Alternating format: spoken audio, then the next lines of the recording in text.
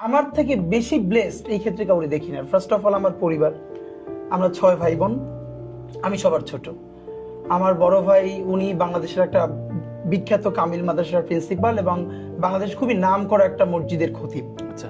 এবং উনি একই ধারায় মাদ্রাসায় পড়াশোনা শেষ করে বোর্ড স্টান করেছেন, দেন আবার কুষ্টিয়া ইসলামিক ইউনিভার্সিটি থেকেও পড়াশোনা শেষ করে উনি গোল্ড মেডেল পেয়েছেন এবং পিএইচডি কমপ্লিট করেছেন ওখানে। আমার পরের ভাই সেও জগন্নাথ ইউনিভার্সিটি থেকে ফার্স্ট। আমার বোন সে টিচার, সেও ইন্টারে মাদ্রাসায় সারা বাংলাদেশে মেয়েদের মধ্যে ফার্স্ট হয়েছিল। আমার আব্বা ছিলেন আমার কমিউনিটির, আমার জেলার খুবই সম্মানিত একজন আলেম। আমাদের ভালো লাগার যেটা হলো, আমরা সবসময় বলি যে আমার আব্বা হচ্ছে শরীফ মাওলানা আব্দুল হাদি, আমার পুরো উপজেলা হাদি হুজুর বললেই সবাই চেনে।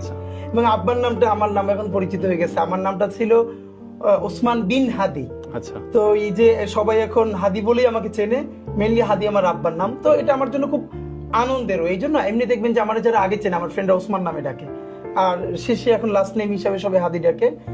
মানে এই জন্য বলা যে এই ইনসাফের যে ধারণাটা এবং যা মুখে বলি সেটারে ধারণ করা, বা যা ধারণ করি সেটা কোনো ভয়ভীতি ছাড়া বলে ফেলায়, পুরো জার্নিটা আমার আব্বার কাছ থেকে এসেছে। আচ্ছা।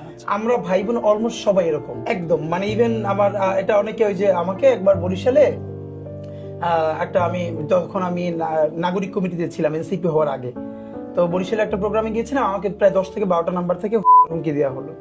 আমার পরিবারের সব মেয়েরা কিন্তু একদমই নিকাব করে, হিজাব করে, আবার প্যারালালি তারা ইউনিভার্সিটিতেও পড়াশোনা করে। মানে সবার জার্নিটা এরকম, যেমন আমার এখনো দুটো ভাগ্নি ঢাকা ইউনিভার্সিটিতে পড়ে, ইন্টার পর্যন্ত মাদ্রাসায় পড়ে, ওরা একদম নিকাব হিজাব করেই যতদূর ভালো করা যায়। তো আমার বোন সেও তো টিচার, তো এইটা আমি সময় লিখছিলাম।